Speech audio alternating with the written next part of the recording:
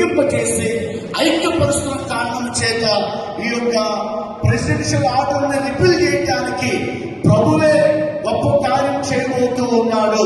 మనం ఆరాధించే దేవుడు, మనం సేవించే దేవుడు, మనం పూజించే దేవుడు, మనం ప్రకటన చేసే దేవుడు నిశ్చయముగా ఆయన శాసనములను మార్చే దేవుడై ఉన్నాడు. తప్పక ఇన్ని సంవత్సరముల నుండి అన్యాయములకు, అక్రమములకు, వివక్షకు గురైనటువంటి క్రైస్తవులైనటువంటి వారందరూ కూడా నిశ్చయముగా ఎస్పీ హోదాను సాధించే కృపను దేవుడు దయచేయబోతున్నారు. ఇటు నాయకులైన వారికి మనం సహకారం అందిద్దాం, ఇటు నాయకులైన వారిని మనం కాపాడుతున్న వారిగా ఉందాం, వాళ్ళతో కలిసి మనం ప్రయాణం చేద్దాం.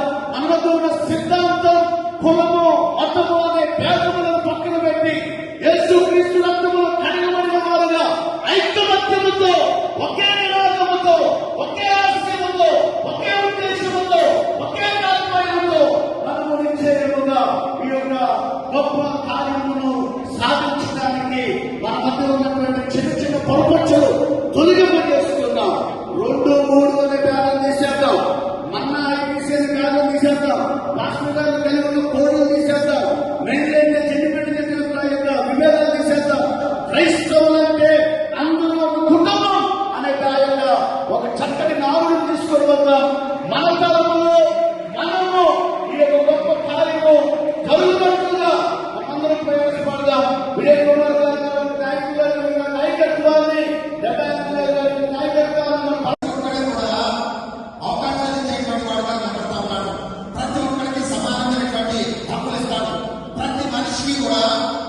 ఒకే సైజు బ్రెయిన్ ఇచ్చాడు. దాన్ని సార్థకం చేసుకుంటే ఉన్నతమైన స్థితిలో ఎదుగుతారు, లేకపోతే ఎక్కడ వేశారు, ఎక్కడ ఉన్నవాటి వేసిన చోట ఉన్నటువంటి స్థితిలో ఉంటారు. చాలా వందల సంవత్సరాలుగా దండ క్రైస్తవులు దిగజారిపోయినటువంటి స్థితిలో జీవిస్తా ఉన్నారు.